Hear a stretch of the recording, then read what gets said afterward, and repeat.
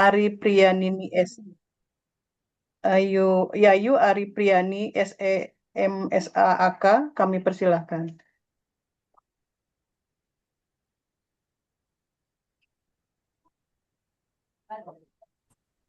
Baik, Ibu. Terima kasih. Ibu Yayu, mangga.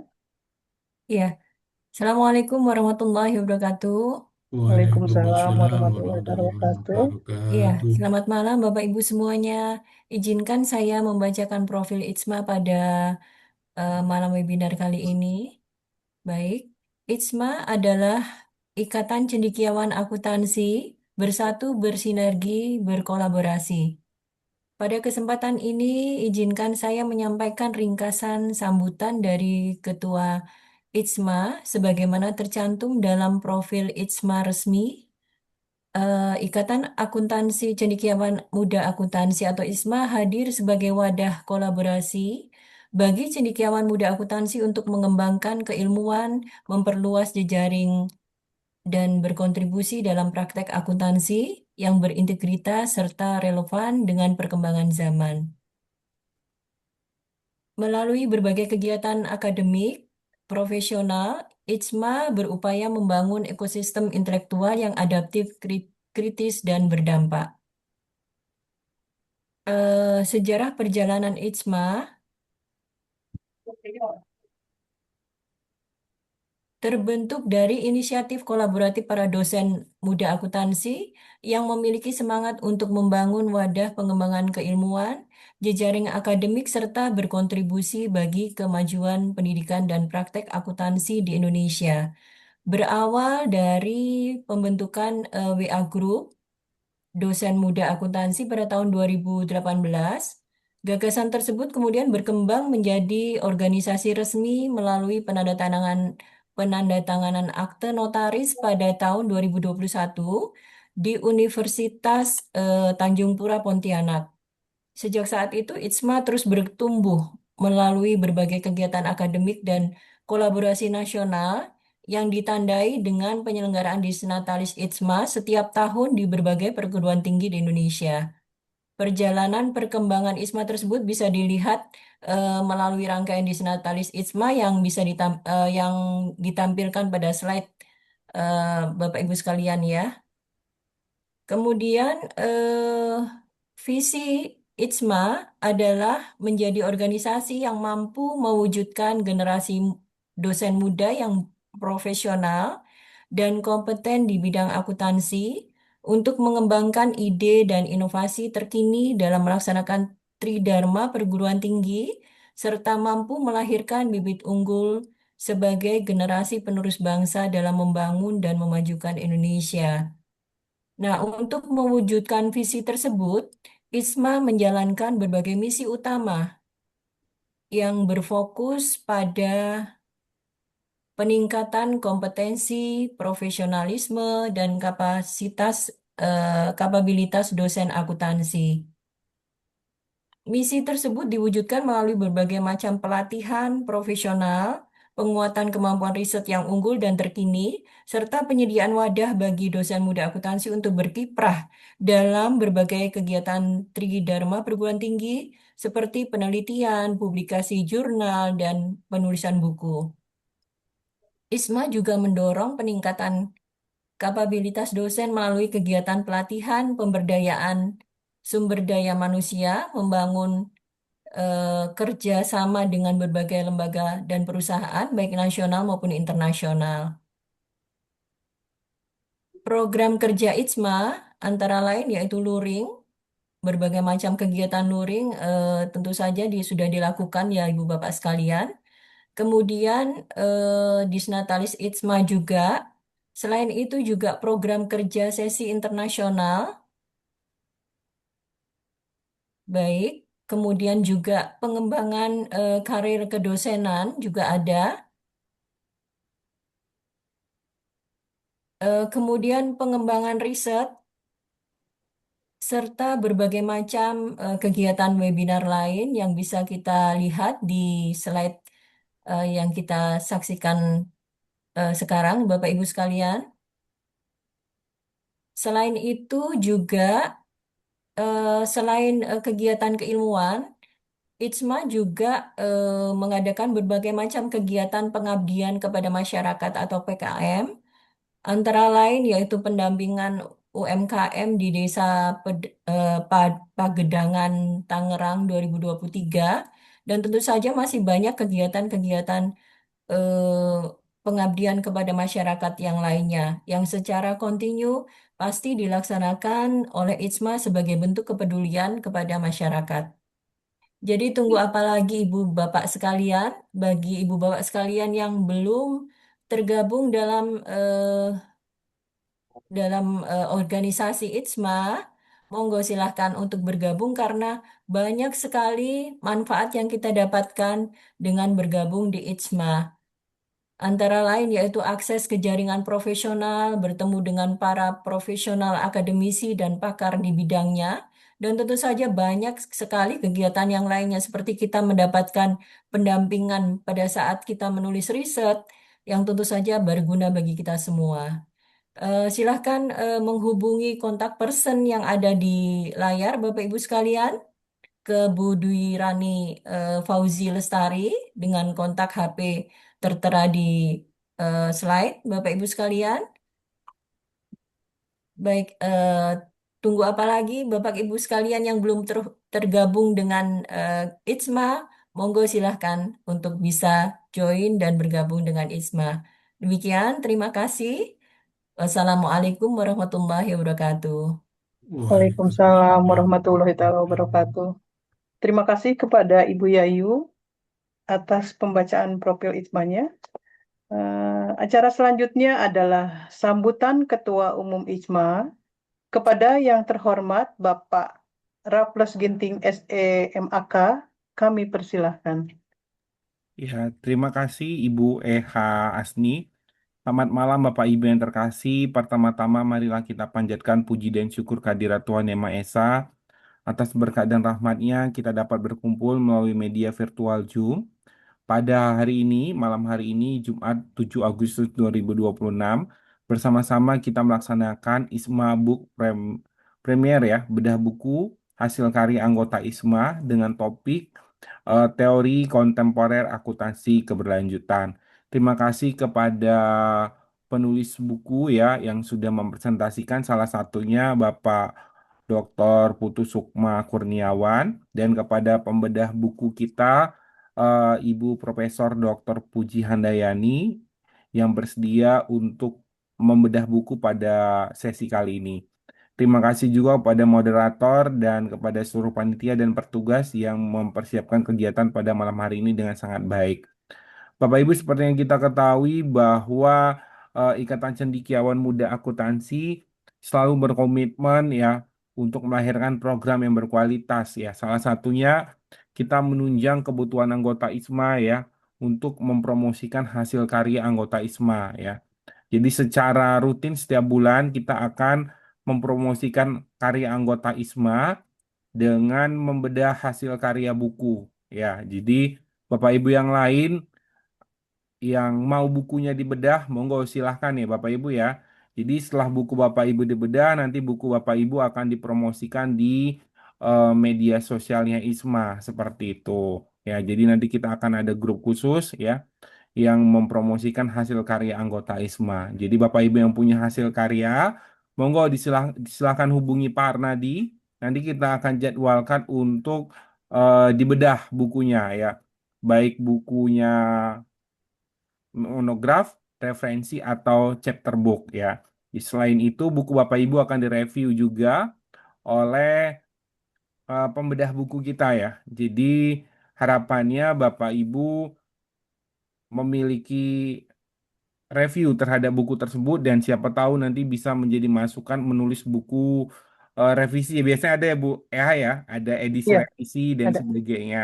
Iya, betul. Itu Bapak Ibu. Jadi kegiatan ini gratis ya, khusus anggota ISMA gratis. Jadi ini merupakan fasilitas dari ISMA untuk anggotanya ya. Ada tahun lalu itu ada salah satu anggota ISMA setelah bukunya dibedah ya, eh, yang beli bukunya sangat banyak ya. Ada sekitar 300 kalau saya tidak salah. Seperti itu. Nah, akhirnya beliau sumbangkan beberapa buku untuk door prize pada saat Disnatalis Isma. Ya, jadi Bapak Ibu ya, jangan takut membawa bukunya ke Isma ya, nanti akan dibedah, setelah itu akan dipromosikan.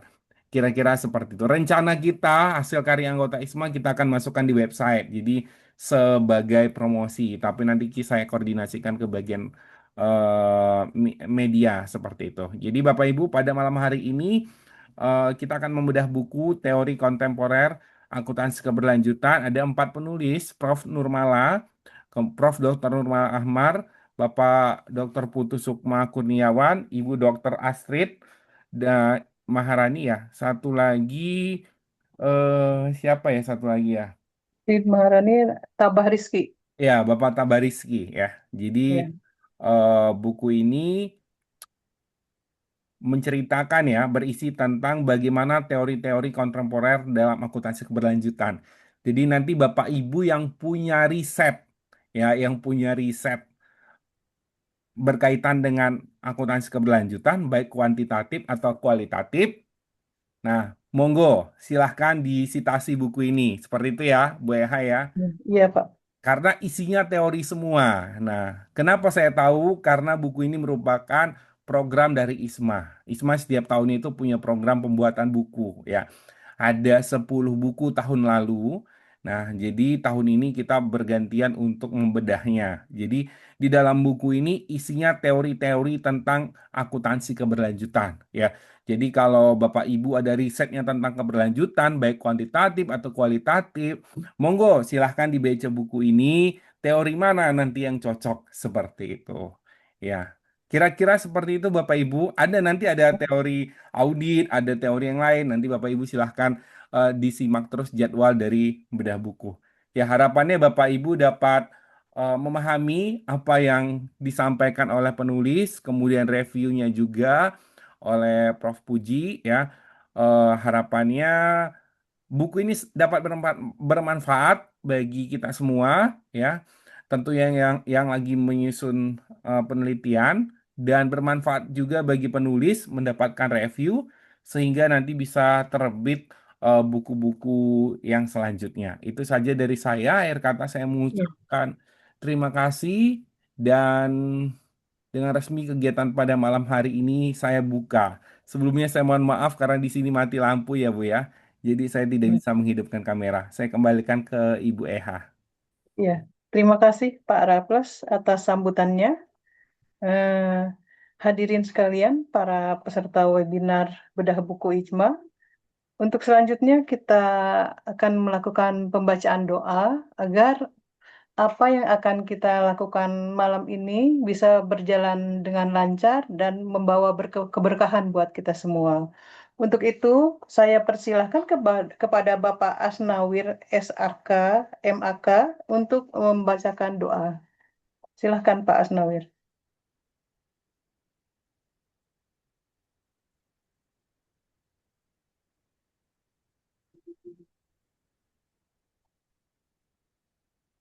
Pak Asnawir,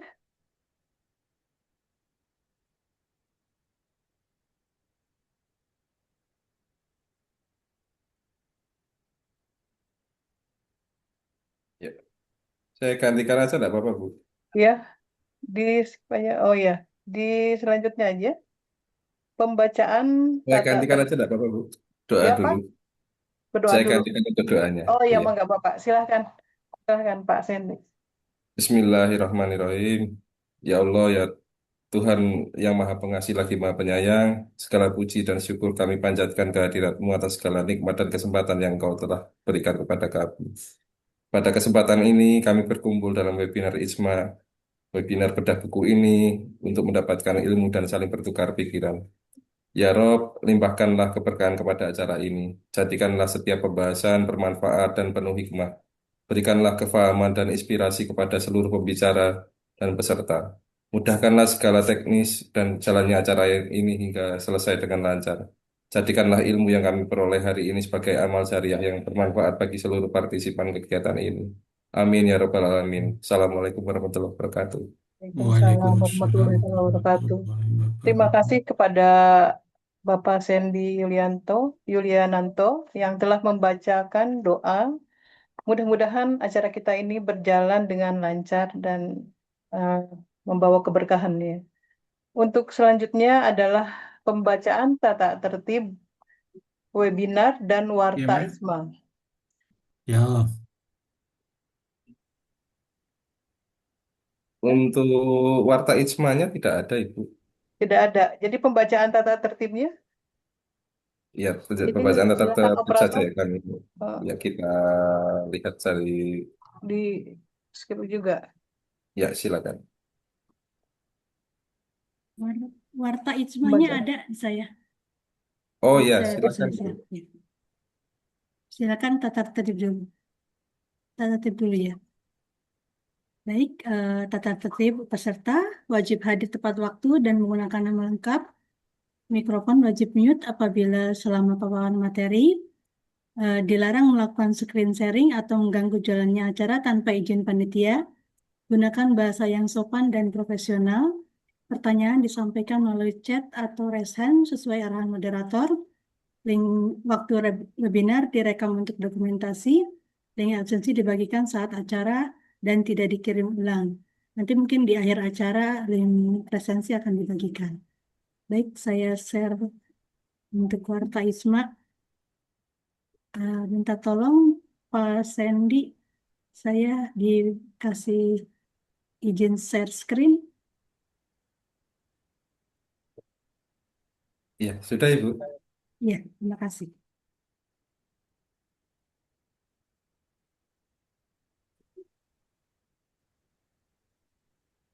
Oke, baik, Warta ISMA-nya. Jadi ada beberapa kegiatan yang sampai saat ini sudah dilakukan oleh ISMA. Yang pertama adalah Road to Scopus Without Traps, Integrity, Strategy, and Smart Academic Publishing. Ini acaranya luring ya, 7 Agustus 2026. Ini nanti mungkin ya. Kemudian nanti ada door prize untuk dia undi pada Dies Natalis ISMA yang kelima. Kemudian juga saat ini sedang berlangsung 7 Agustus 2026 Bedah Kontemporer Akuntansi Keberlanjutan oleh Pak Putu. Kemudian nanti pekan depan ada Mastering Scopus T1 Publication, tim kerja buku. Kemudian International Webinar tentang Strategies Responsible AI and Publication Ethic 14 Agustus. Kemudian audit dan profesionalisme auditor, strategi untuk integritas dan akuntabilitas, Sabtu 15 Agustus. Kemudian juga mungkin di ini kegiatan Warta ISMA ini diberlakukan di bulan Agustus. Terima kasih. Warta ISMA sudah saya sampaikan. Enggak, saya kembalikan ke Bu Eha. Ya, terima kasih Ibu Santi Susanti atas pembacaan tata tertib dan warta ISMA. Untuk selanjutnya kita akan melakukan seksi dokumentasi kepada Bapak Ibu sekalian. Mohon open kamera. Pak Sandy silahkan. Ya, baik. Bapak Ibu sekalian, bisa dibuka kameranya. Saya akan segera mulai untuk mengcapture eh, webinar bedah buku pada malam hari ini. Ya, bisa disiapkan senyum termanisnya Bapak Ibu. Dibuka kameranya. Kita mulai ya. 1, 2, 3.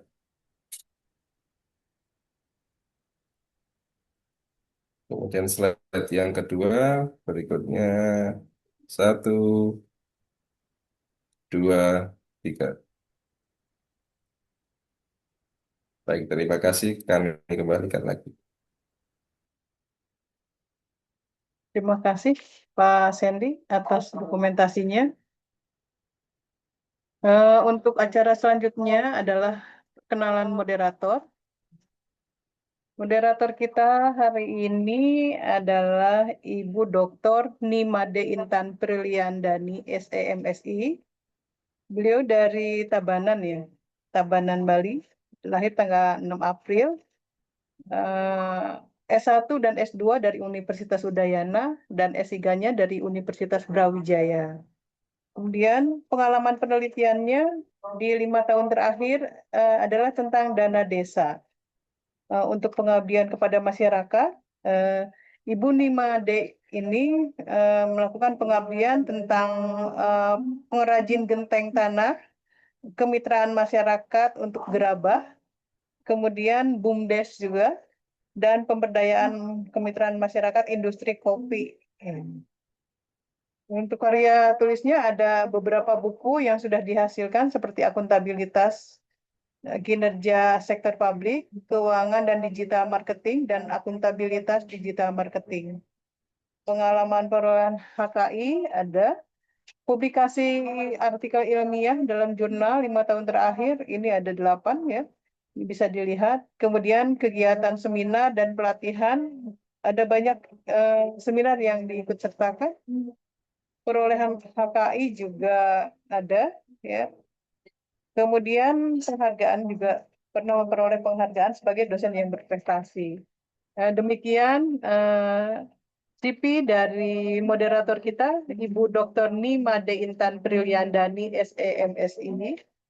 Kepada Ibu Dr. Nima De Intan Prilyandani, kami persilahkan. Terima kasih. Baik, terima kasih Bu Aha Hasni ya sebagai pemandu acara pada malam hari ini. Assalamualaikum warahmatullahi wabarakatuh. Selamat malam dan salam sejahtera bagi kita semua. Om Swastiastu, Namo Buddhaya, salam kebajikan. Yang saya hormati Ibu Profesor Dr. Puji Handayati, SEMM AKCA CME, selaku pembedah buku pada malam hari ini, Bapak Dr. Putu Sukma Kurniawan beserta tim penulis buku, pengurus Ikatan Cendekiawan Muda Akuntansi atau ICMA, Bapak, Ibu dosen, peneliti, praktisi akuntansi, mahasiswa, serta seluruh peserta yang berbahagia pada malam hari ini dan berkesempatan hadir untuk mengikuti acara bedah buku pada malam hari ini. Puji syukur saya panjatkan kehadiran Tuhan Yang Maha Esa, karena berkat rahmat-Nya lah kita dapat hadir pada kegiatan ITSMA Book Premier, bedah buku teori kontemporer akuntansi keberlanjutan. Baik Bapak Ibu, perkenalkan saya Dr. Nimade Intan Prilyandani SEMSI dari Universitas Warmadewa yang pada kesempatan ini diberikan kehormatan untuk memandu jalannya diskusi. Mudah-mudahan kegiatan malam hari ini menjadi ruang ilmiah yang produktif untuk memperkaya perspektif kita mengenai perkembangan teori akuntansi keberlanjutan di era transformasi bisnis dan pembangunan berkelanjutan. Baik Bapak Ibu dan hadirin sekalian, pada kesempatan ini izinkan saya memperkenalkan penulis buku yang akan kita bedah pada malam hari ini. Beliau adalah Dr. Putu Sukma Kurniawan dari Universitas Pendidikan Ganesha bersama tim penulis buku lainnya. Beliau merupakan akademisi yang aktif melakukan penelitian di bidang akuntansi serta memiliki perhatian besar terhadap pengembangan ilmu akuntansi, khususnya dalam menjawab tantangan keberlanjutan, tata kelola, dan perkembangan teori akuntansi kontemporer. Buku yang akan kita diskusikan pada malam hari ini diharapkan mampu memberikan kontribusi terhadap pengembangan literatur akuntansi di Indonesia, sekaligus menjadi referensi bagi akademisi, mahasiswa, peneliti, maupun praktisi. Baik, saya ucapkan selamat bergabung di ruang Zoom untuk Bapak Dr. Putu Sukma Kurniawan. Dan selanjutnya, hadirin yang kami hormati, merupakan suatu kehormatan bagi kita semua karena bedah buku malam hari ini dipandu oleh seorang akademisi yang memiliki pengalaman panjang dalam bidang akuntansi, manajemen, tata kelola sektor publik, serta sustainability. Beliau adalah Profesor Dr. Puji Handayati, SEAK MA CA CMA. Mungkin bisa CP Ibu Prof bisa ditampilkan, Bapak Ibu. Mohon bantuannya.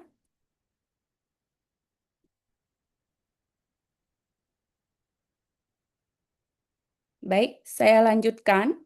Beliau adalah merupakan guru besar akuntansi Fakultas Ekonomi dan Bisnis Universitas Negeri Malang, yang mana saat ini menjabat sebagai Wakil Rektor 2 Bidang Perencanaan, Sumber Daya dan Usaha Universitas Negeri Malang periode 2022 sampai 2026, serta Ketua Ikatan Akuntan Indonesia IAI Wilayah Jawa Timur, Komisariat Malang Raya. Beliau menyelesaikan pendidikan doktor di Universitas Brawijaya dengan konsentrasi akuntansi manajemen dan juga memperoleh pengalaman postdoktoral di The Ohio State University, Amerika Serikat.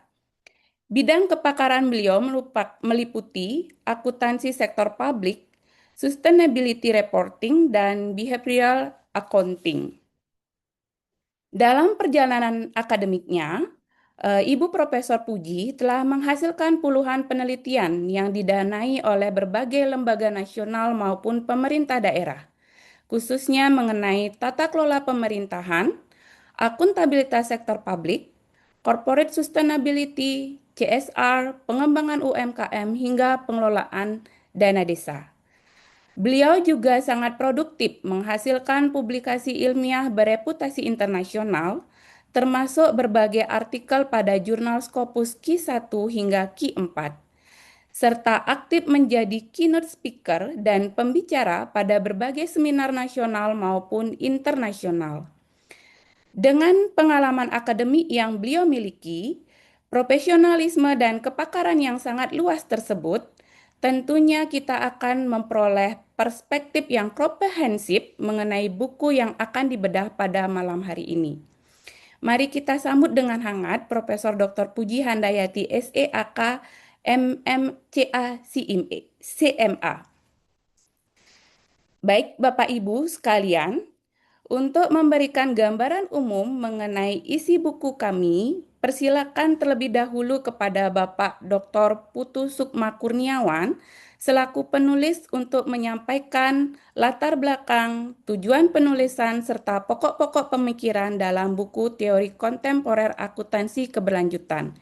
Kepada Bapak Dr. Putu Sukma Kurniawan, kami persilakan. Terima kasih Ibu Intan Prilly Andani atas kesempatannya. Assalamualaikum warahmatullahi wabarakatuh. Salam sejahtera untuk kita semua. Namo Buddhaya, salam kebajikan, Om Swastiastu.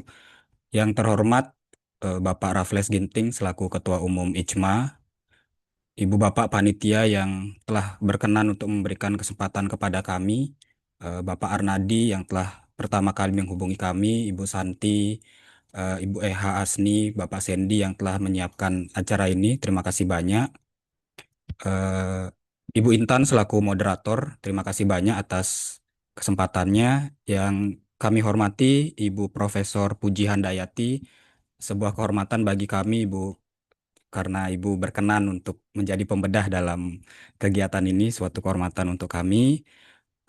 Kami juga mengucapkan terima kasih banyak kepada Ibu Wiwit Irawati selaku editor buku, kemudian penulis buku yang lain yaitu Ibu Prof. Nurmala Ahmar, Ibu Dr. Astrid Maharani, dan Bapak Tabah Rizky. Jadi dalam kesempatan ini saya mewakili penulis yang lain mencoba untuk menjelaskan kepada Ibu Bapak bagaimana konten dari buku yang kami tuliskan. Dan pada akhirnya kami berharap bahwa buku ini akan memberikan manfaat dan sudut pandang baru kepada Ibu Bapak, khususnya dalam bidang akuntansi keberlanjutan. Kami izin untuk menyampaikan isi bukunya.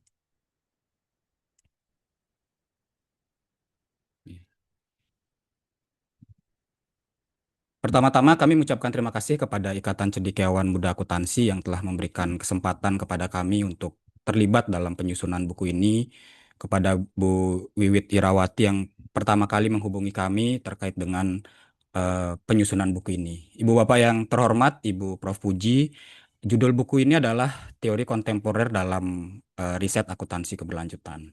Jadi memang para penulis dalam buku ini terlibat begitu atau aktif dalam penelitian terkait dengan akuntansi keberlanjutan.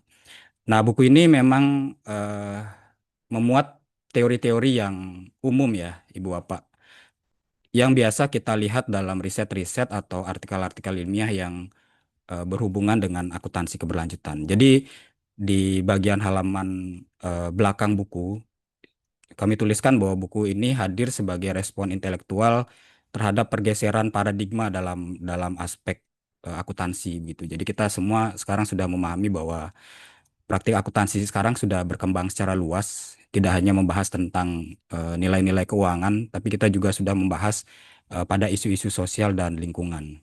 Jadi buku ini kami harapkan seperti yang disampaikan Bapak Ketua Umum tadi bisa menjadi dasar pemikiran Ibu Bapak terkait dengan riset-riset di bidang akuntansi keberlanjutan. Adapun daftar isi yang ada di buku ini, kami juga mengucapkan terima kasih kepada penerbit Lakeisha yang telah berkenan juga untuk membantu penerbitan buku ini. Ibu Bapak yang terhormat, jadi Ibu Prof. Nurmala Ahmar itu menulis bab terkait dengan paradigma dan landasan teoritis akuntansi keberlanjutan. Jadi dalam bab ini, Ibu Prof. Nurmala Ahmar mencoba menjelaskan tentang bagaimana akuntansi keberlanjutan, sudut pandangnya, dan landasan-landasan teoritis yang yang melandasinya begitu. Kemudian beliau juga menjelaskan terkait dengan teori pemangku kepentingan atau stakeholder teori. Kemudian di bab berikutnya saya mencoba untuk menjelaskan dua teori begitu yang saya sering pakai dalam riset saya, Ibu Bapak. Jadi yang pertama itu adalah teori legitimasi dan juga adalah terkait dengan pengukuran kinerja keberlanjutan. Jadi dalam 2 tahun terakhir ini saya menggunakan atau lebih sering mempelajari terkait dengan legitimasi teori dan juga terkait dengan performance ya Ibu Bapak ya, sustainability performance, kinerja keberlanjutan dari sebuah organisasi. Jadi memang dalam 2 tahun terakhir ini riset saya lebih banyak berkutat begitu terkait implementasi dari teori legitimasi dan juga kinerja keberlanjutan. Kemudian dilanjutkan oleh Bapak Tabah Rizky yang menjelaskan terkait dengan teori tanggung jawab sosial dan juga teori akuntansi lingkungan dan pengelolaan sumber daya alam. Jadi dalam bab ini, Bapak Tabariski mencoba untuk menjelaskan tentang bagaimana tanggung jawab sosial dari perusahaan begitu, dan juga aspek-aspek dari akuntansi lingkungan yang terkait dengan pengelolaan sumber daya alam. Kemudian di 2 bab terakhir, Ibu Dr. Astrid itu menjelaskan terkait dengan tata kelola perusahaan dan keberlanjutan dalam riset akuntansi. Jadi sekarang perkembangannya kita lihat bahwa variabel-variabel seperti corporate governance dan sustainability itu cukup banyak menjadi tren ya Ibu Bapak ya dalam riset-riset sekarang. Jadi banyak riset yang mencoba untuk menjelaskan begitu bagaimana tata kelola perusahaan itu bisa berhubungan dengan aspek-aspek keberlanjutan dalam akuntansi. Misalkan kita lihat seperti karakteristik dewan direksi gitu ya. Apakah adanya dewan direksi perempuan begitu itu bisa berdampak atau berhubungan terhadap dengan aspek keberlanjutan perusahaan. Dan terakhir Ibu Dr. Astrid menjelaskan terkait dengan ekonomi sirkular dalam riset akuntansi keberlanjutan Ibu Bapak. Jadi ekonomi sirkular ini juga menjadi salah satu topik yang penting begitu ya, dan dalam buku ini beliau jelaskan bagaimana ekonomi sirkular itu bisa kita masukkan dalam riset akuntansi keberlanjutan. Nah, inilah daftar isi dari buku yang kami tulis Ibu dan Bapak. Jadi memang beberapa teori umum yang ada di riset akuntansi keberlanjutan seperti stakeholder teori begitu ya, legitimasi, kemudian tanggung jawab sosial itu sudah coba dijelaskan dalam buku ini. Dan mohon nanti Ibu Prof. Puji berkenan untuk memberikan saran dan masukan kiranya apa yang kurang dari buku ini sehingga bisa mungkin di masa depan kami melakukan revisi dan bisa menghasilkan karya yang lebih baik lagi. Izin Bu Bapak karena saya mewakili penulis yang lain, jadi saya mencoba untuk menjelaskan bab yang saya tulis nggih Ibu Bapak ya. Jadi kita coba spill di sini sehingga nanti Ibu Bapak mungkin tertarik untuk memperoleh buku ini begitu. Nah, jadi dalam riset ini Bapak saya mohon maaf dalam bagian ini saya mencoba untuk berfokus di teori legitimasi Bu Bapak ya. Karena memang ini adalah teori yang cukup eh, sering saya pergunakan dalam riset dalam 2 tahun terakhir ini begitu. Nah, di eh, bab ini Bu Bapak saya mencoba untuk menjelaskan tentang bagaimana kita menggunakan teori legitimasi dalam akuntansi keberlanjutan nih Bapak ya. Kalau kita lihat beberapa referensi awal ya di medio tahun 70-an, 80-an terkait teori legitimasi, memang legitimasi ini kan terkait dengan belum mencakup akuntansi ya Bu Bapak ya. Jadi sebenarnya banyak juga teori dalam akuntansi itu yang kita mengambil dari ranah-ranah psikologi, sosial politik dan yang lainnya begitu. Nah, dalam aspek ini saya mencoba untuk membawa perspektif teori legitimasi dalam akuntansi keberlanjutan begitu. Nah, saya mulai dengan bab ini konsep dasar teori legitimasi dalam realitas akuntansi keberlanjutan. Saya mulai dengan mengutip dari tulisan Dowling dan Pfeffer 75 Ibu Bapak ya. Ini adalah referensi yang paling awal saya dapatkan yang terkait dengan teori legitimasi.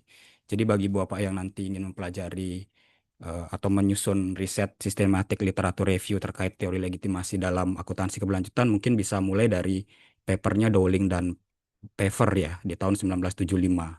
Jadi di sana beliau menjelaskan terkait dengan apa itu konsep teori legitimasi, bahwa keberlangsungan gitu ya, atau dalam tanda petik going concern-nya organisasi itu dimulai atau sangat tergantung pada seberapa besar organisasi itu bisa diterima oleh masyarakat dan lingkungan sosial. Nah, itulah inti dari Dowling dan Pfeffer itu. Nah, kemudian paper yang berikutnya saya temukan itu dari Patton tahun 91, kemudian Suchman 95, gitu ya. Jadi Suchman 95 menyampaikan bahwa manajemen dari sebuah organisasi akan cenderung untuk mengelola dan mempertahankan legitimasi dari organisasi tersebut, loh. Nah, jadi dari sinilah saya mulai menggunakan teori legitimasi dalam aspek keberlanjutan bahwa perspektif akuntansi keberlanjutan itu bisa dipergunakan oleh manajemen untuk mengelola dan mempertahankan legitimasi dari organisasi. Apalagi sekarang sudah ada tekanan-tekanan ya, baik tekanan dalam bentuk formal, adanya standar, apalagi IAI sekarang sudah menyusun standar ya untuk pelaporan keberlanjutan. Jadi di masa depan kita akan yakin bahwa pressure ke organisasi itu akan semakin besar untuk mempertahankan legitimasi mereka. Nah, praktik akuntansi keberlanjutan itu bisa dipergunakan oleh manajemen untuk mengelola dan mempertahankan legitimasi dari organisasi. Nah, itu pemikiran awal begitu Bapak ya dari teori legitimasi dalam akuntansi keberlanjutan. Kemudian untuk bab berikutnya saya mencoba menjelaskan bagaimana teori legitimasi dalam pelaporan keberlanjutan Ibu Bapak. Jadi di sini saya mencoba untuk menuliskan beberapa riset yang meneliti pelaporan keberlanjutan dari sudut pandang teori legitimasi. Saya yakin Ibu Bapak sudah banyak membaca paper yang terkait dengan pelaporan keberlanjutan dan teori legitimasi. Dan mungkin untuk sekarang Ibu Bapak bisa masuk ke ranah sektor publik nggih. Karena minggu lalu itu kalau tidak salah IAI Jawa Timur itu sudah menyelenggarakan workshop ya terkait dengan pelaporan keberlanjutan pada organisasi sektor publik. Nah, ini sudah masuk ya Ibu Bapak ke ranah sektor publik terkait dengan aspek-aspek dari pelaporan keberlanjutan. Dan ini juga tetap akan menjadi topik riset yang menarik ya Ibu Bapak ya terkait dengan sustainability reporting dalam konteks negara berkembang seperti Indonesia. Kemudian di bab berikutnya, di subbab berikutnya kami juga menjelaskan teori legitimasi dalam konsep kinerja keberlanjutan Ibu Bapak. Jadi sustainability performance ini juga bisa dilihat dari konsep teori legitimasi. Karena sekarang kinerja perusahaan tidak hanya dilihat dari kinerja finansial saja ya Ibu Bapak ya. Tapi juga ada kinerja sosial dan kinerja lingkungan yang dalam beberapa literatur itu disebut sebagai sustainability performance. Dan mungkin sustainability performance itu akan bisa diterapkan di sektor publik juga. seperti di universitas itu sudah ada riset terkait dengan sustainability performance-nya universitas. Nah, jadi pelaporan keberlanjutan, kinerja keberlanjutan itu masih menjadi topik-topik yang akan banyak diteliti dalam beberapa tahun ke depan. Kemudian di subbab berikutnya saya coba juga untuk menjelaskan bagaimana teori legitimasi diimplementasikan di riset dari akuntansi keberlanjutan. Ini adalah beberapa paper yang meneliti akuntansi keberlanjutan dari sudut pandang teori legitimasi ya Ibu Bapak ya. Kemudian di papernya Kurupu ini juga menjelaskan bagaimana legitimasi itu diperoleh ya, kemudian dikelola, dan kalau dia rusak bagaimana mengembalikan legitimasi organisasi. Jadi Kurupu et al. 2019 ini berbicara papernya tentang bagaimana jika legitimasi organisasi itu turun gitu ya, atau rusak, apa yang harus dilakukan. Nah, ini juga paper yang bagus jika Ibu Bapak ingin mempelajari terkait dengan teori legitimasi. Kemudian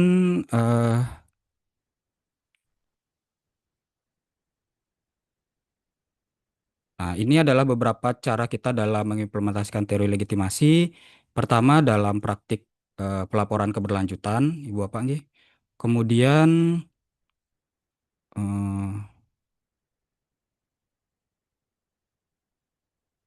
juga dipakai untuk menganalisa motif atau manfaat apa yang diperoleh oleh manajemen ketika dia mengungkapkan informasi sosial dan lingkungan begitu, Bapak.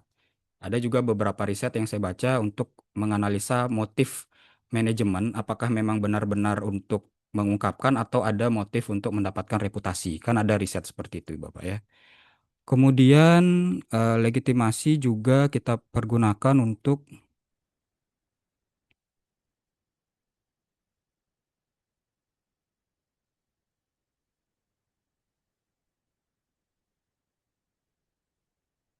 ya ini ya paper Chu et al. 2013 dan Donovan itu meneliti Bu Bapak teori legitimasi dalam hubungannya dengan praktik akuntansi keberlanjutan yang dihubungkan dengan level legitimasi dari organisasi. Apakah organisasi yang semakin banyak mengimplementasikan praktik keberlanjutan itu cenderung menerima legitimasi yang lebih besar dari komunitas sosialnya. Nah, itu beberapa paper yang bisa Ibu Bapak rujuk terkait dengan teori legitimasi dalam akuntansi keberlanjutan.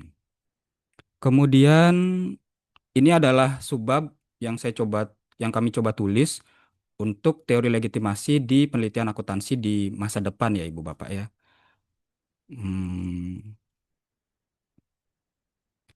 Nah, ini kami ambil dari Kurupu. Peneliti di masa depan dapat menggunakan lensa dari teori legitimasi untuk menjelaskan bagaimana praktik pelaporan keberlanjutan dapat berhubungan dengan upaya manajemen perusahaan mendapatkan dan mempertahankan legitimasi perusahaan. Nah, ini setahu saya belum ada paper dalam konteks Indonesia yang melanjutkan paper Kurupu et al. Ini, Bapak ya. Jadi bagi Bapak yang tertarik untuk melanjutkan riset terkait legitimasi di akuntansi keberlanjutan, Ibu Bapak dapat meneliti atau melanjutkan penelitian yang dilakukan oleh Kurupu et al. 2019. Bagaimana praktik pelaporan keberlanjutan atau praktik akuntansi keberlanjutan itu berhubungan dengan legitimasi dari perusahaan. Kemudian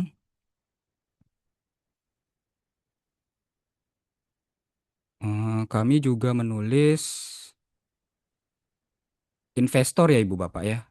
Nah, ini yang terkadang kita juga bisa teliti apakah informasi-informasi yang diperoleh investor dari laporan keberlanjutan perusahaan itu akan menghasilkan nilai bagi investor. Jadi ini akan berhubungan dengan capital market Ibu Bapak ya.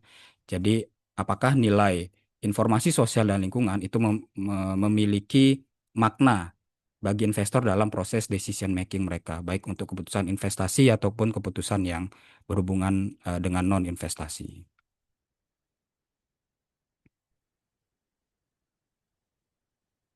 Kemudian kami juga menulis di sini penelitian di masa depan dapat memanfaatkan teori legitimasi untuk melihat apakah praktik akuntansi keberlanjutan itu benar-benar strategi dari jangka panjang perusahaan. Ini yang mungkin belum banyak diteliti dalam konteks Indonesia, Ibu Bapak ya.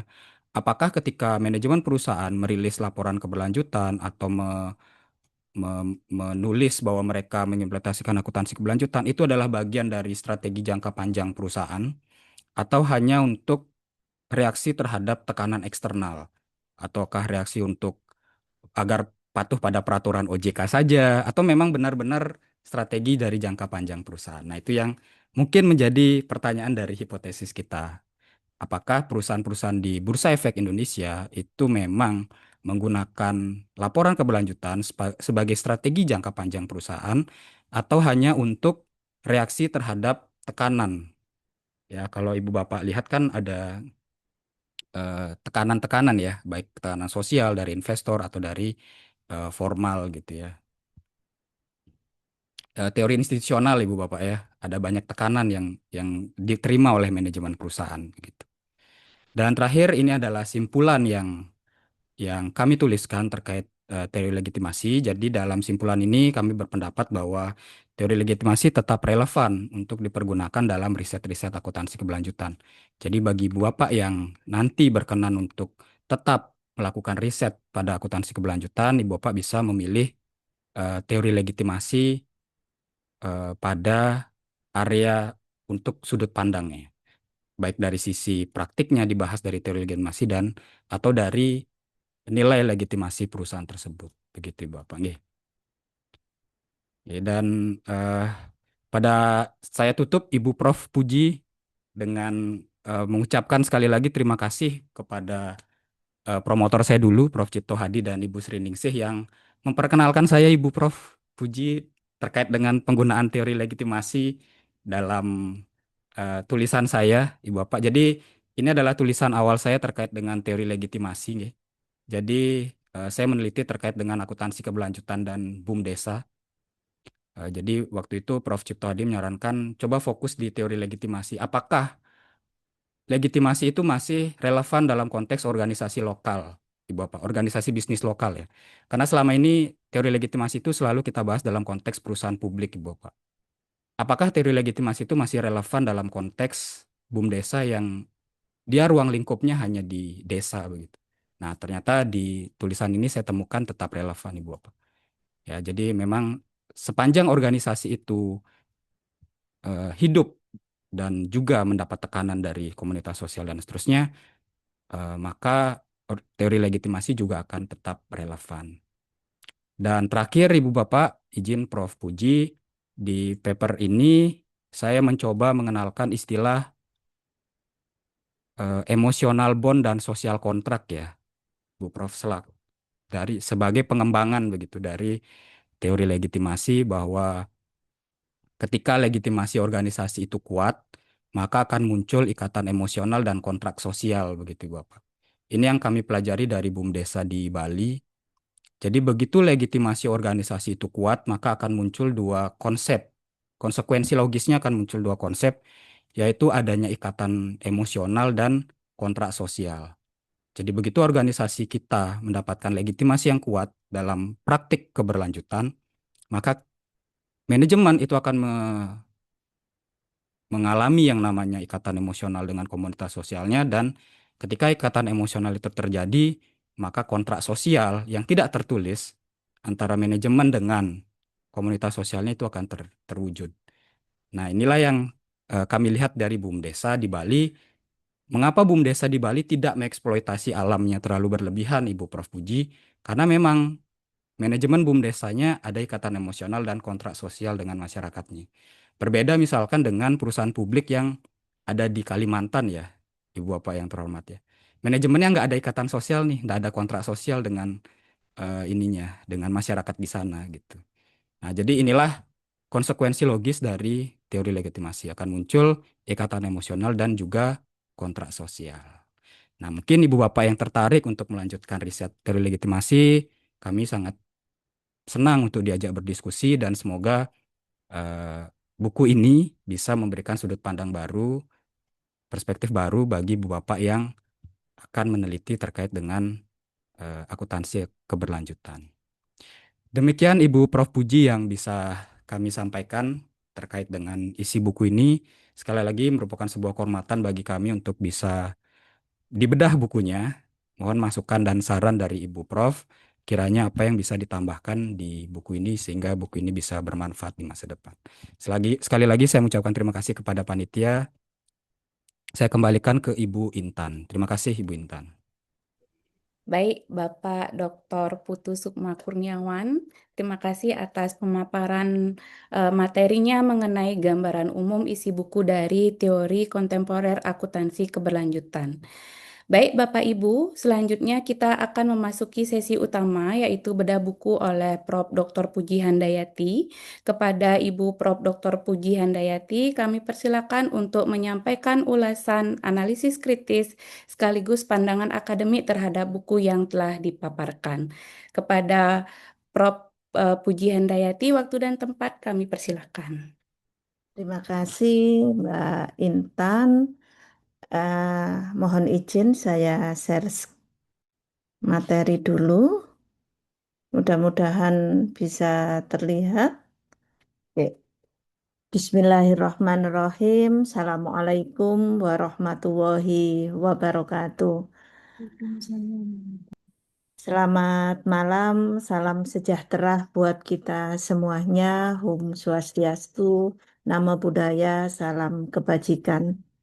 Yang saya hormati dan banggakan Pak Raffles sebagai Ketua IJMA. Kemudian tadi ada Ibu Moderator, Ibu Nimade Intan, serta pembawa acara yang mungkin masih ada di ruangan ini, Bu Hasni gitu ya, serta anggota IJMA yang berbahagia. Sebenarnya untuk di IJMA ini dulu awalnya melalui Pak Rizky Firmansyah saya diminta didapuk untuk menjadi tim pakar. Nah setelah itu berkelanjutannya seperti apa di dalam berbagai aktivitas belum bisa gabung di organisasi ini. Dan ini merupakan kehormatan karena eh, bisa gitu ya bersilaturahmi. Katanya orang itu semakin banyak kita bersilaturahmi dengan banyak orang, maka disitulah rizki dan keberkahan itu kita dapatkan. Bapak, Ibu sekalian yang saya hormati, malam ini ada satu hal yang sangat menarik, yaitu bedah buku untuk akuntansi kontemporer. Buku ini luar biasa, Pak Putu dan tim gitu ya, karena di tengah pusaran perubahan, tuntutan perubahan, di mana akuntansi tidak hanya dipandang sebagai sebuah ilmu terkait dengan pencatatan transaksi keuangan, tetapi saat ini akuntansi dipandang sebagai arsitektur dari sebuah ilmu etik dan moralitas untuk menjaga lingkungan. Bahkan gitu ya, kalau kita lihat, kalau kita bicara tentang sustainability, ini menjadi tema global. Bahkan di semua riset-riset itu sekarang itu mengarahnya ke sini. Nah, ini saya mencoba melihat buku ini gitu ya, buku ini dari berbagai sudut dari masing-masing bab yang sudah saya terima. Mohon izin kok nggak bisa ini ya. Oke. Sekali lagi saya mengapresiasi yang luar biasa, bahkan saya katakan kepada Pak Arnadi, Pak, ini bukunya bagus loh. Karena sudah komplit gitu ya. Walaupun pasti dalam sebuah karya itu tidak ada sebuah kesempurnaan. Ada hal-hal yang nantinya perlu kita tambahkan supaya buku ini menjadi jauh lebih bagus. Pak Putu dan Bapak Ibu sekalian, kita melihat latar belakang dan urgensi buku dari apa yang saya baca dari file yang sudah terkirim. Yang pertama adalah di dalam paradigma global gitu ya. Buku ini sudah mencoba menggambarkan perbedaan ataupun alur bagaimana akuntansi tradisional yang fokusnya adalah single bottom line gitu ya. Bagaimana perusahaan itu menghasilkan laba sebanyak-banyaknya gagal merespon atas krisis ekologis global. Kita lihat kemarin banjir di Sumatera dan Aceh yang luar biasa. Karena kita lihat bahwa dua daerah yang banjir luar biasa kemarin itu adalah ada deforestation terkait dengan kelapa sawit. Gitu ya. Sehingga kemudian daya topang untuk peresapan itu menjadi sangat kecil dan itu menyebabkan kerusakan lingkungan yang luar biasa. Nah, di sini dunia sudah menuntut pada integrasi environment, sosial, dan governance yang kita sebut dengan ESG.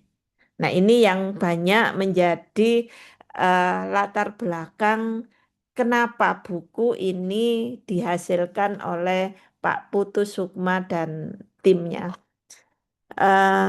Dalam laporan korporasi sekarang hampir semua masyarakat, semua investor maupun stakeholder yang lainnya sudah mulai melirik pada perusahaan-perusahaan yang ramah lingkungan, perusahaan-perusahaan yang menghasilkan produk yang back to nature gitu ya. Kehadiran buku ini menyajikan teoritis komprehensif yang sangat bermanfaat bagi akademisi, yaitu menjelaskan konsep yang kokoh tentang bagaimana entitas mengintegrasikan sosial lingkungan ke dalam sistem akuntansi modern. Kalau boleh saya masukkan ke dalam 4 kelompok gitu Pak Putu dan Bapak Ibu sekalian, peta, topik, dan struktur pembahasan di dalam buku akuntansi kontemporer yang dihasilkan itu ada 4 pilar. Yang pertama adalah paradigma dan teori utama. Ini membahas tentang paradigma akuntansi keberlanjutan yang disandarkan pada stakeholder teori dan legitimasi teori. Kemudian pilar yang kedua itu mencoba menjabarkan, mengilustrasikan tentang pengukuran dan akuntabilitas. Teori-teori yang banyak diungkap di buku ini terkait dengan teori pengukuran kinerja keberlanjutan dan teori tanggung jawab sosial. Di pilar yang ketiga di buku ini mengulas tentang lingkungan dan sumber daya alam dengan mengupas teori akuntansi lingkungan dan sumber daya alam. Dan terakhir yaitu tata kelola ekonomi dan masa depan melalui teori good corporate governance gitu ya, kontemporer dan sirkulasi ekonomi. Tentunya di dalam subbahasan yang sudah disampaikan oleh Pak Putu tadi, buku ini menjelaskan evolusi filosofis akuntansi dari aliran positivis klasik menuju tradisi interpretif dan kritis karena tadi Pak Putu bergurunya ke Pak Cipto Sawarjono. Kalau di Brawijaya itu Bu Nimade Intan pasti sudah teracuni oleh pemikiran Pak Iwan Triwono gitu ya. Kemudian ada Pak Nurkolis dan teman-teman yang memang lebih kepada hal yang mainstream gitu ya, non paradigm bahasanya itu. Catatan substansi yang bisa saya berikan, yaitu buku ini mampu meletakkan pemikiran atas triple bottom line, yaitu mulai dari tentunya people, planet, dan profit. Namun, gitu ya, ada batasannya, yaitu hanya pada skema pelaporan voluntary dan kewajiban yang masih perlu penajaman kontekstualnya. Saya melihat Pak Putu bahwa yang digunakan di dalam buku ini itu teori-teori utama di dalam sustainability. Tetapi gitu akan jauh nantinya bisa dikembangkan dengan teori-teori yang sudah baru. Kalau ini kan stakeholder teori, legitimasi teori, ini kan teori baku gitu ya, teori utama. Kalau di dalam pengembangan riset akuntansi kontemporer yang berbicara tentang sustainability itu sudah mulai menggunakan beberapa teori, salah satunya adalah natural resources based view, gitu ya. Teori ini lebih banyak digunakan untuk melihat keunggulan kompetitif melalui pengelolaan lingkungan, gitu ya. Kemudian ada juga teori fair value teori, share value teori. Nah, ini banyak dipakai untuk bagaimana melihat nilai ekonomi dan sosial menciptakan sebuah kerjasama. Gitu. Teori lain yang juga bisa menjadi turunan dari dua teori besar ini ada Creating Sustainability Value Theory. Nah, ini di jurnal-jurnal sustainability banyak dipakai. Ini biasanya untuk melihat keberlanjutan sebagai nilai jangka panjang. Step work teori juga banyak Pak Putu dipakai di riset-riset kontemporer sekarang, sehingga itu nanti bisa menjadi kalau ini grand teori kan biasanya ada middle teori, ada support teori gitu ya. Jadi teori-teori tadi itu bisa dimasukkan di dalam penyempurnaan buku ini sehingga lebih memberikan pengkayaan. Ketika pembahasan akuntansi kontemporer, akuntansi tentang keberlanjutan tidak mengacu kepada teori-teori utama ini saja gitu ya. Ya ini teori bakunya ini ada stakeholder teori, ada legitimasi teori, ada triple bottom line dan lain sebagainya. Tetapi turunan-turunan ini sudah banyak dipakai oleh riset-riset yang saat ini banyak berkembang gitu ya. Ini pengukuran kinerja, ini mengukur kinerja keberlanjutan. Tadi di buku ini juga mengulas indikator kualitatif dan kuantitatif dalam ESG, gitu ya. Penulis mencoba menyajikan teknik yang monetis gitu ya, externality, sosial lingkungan, walaupun gitu penerapan di industri realnya masih terbentur pada standarisasi metrik. Mungkin nanti di ke depan praktek-praktek pengukuran kinerjanya lebih banyak dicontohkan gitu ya. Kemudian tanggung jawab sosial juga masih berfokus pada motif filantropinya.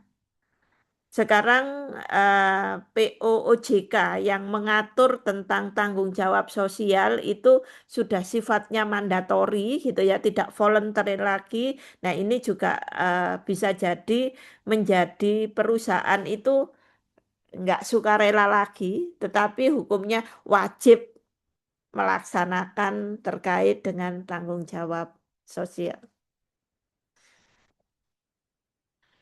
Di bab lain, Pak Putu dan tim serta ibu-ibu, Bapak Ibu anggota IJMA yang hadir di ruang Zoom meeting ini, eh, hal lain yang juga sudah dibahas di buku ini terkait dengan akuntansi lingkungan dan sumber daya alam, gitu ya, di mana saat ini itu internalisasi eksternalitas menjadi sesuatu yang penting bagi perusahaan.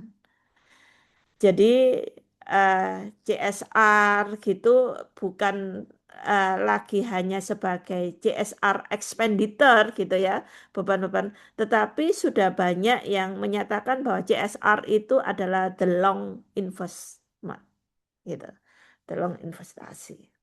Oke. Ini juga yang sudah tercatat, yang sudah dikupas di dalam buku ini terkait governance dan circulate economic, mulai dari peran Dewan Komisaris, Direksi, Komite ISG dalam pengawasan risiko iklim yang dibungkus dalam agensi teori. Nah, ini nantinya bahwa yang diperlukan adalah seberapa banyak perusahaan yang ada di Indonesia ini sudah menerapkan, dan itu menjadi case-case tadi yang perlu dibahas, dikupas gitu ya. Jadi best practice-nya itu ditambahi lagi. Gitu.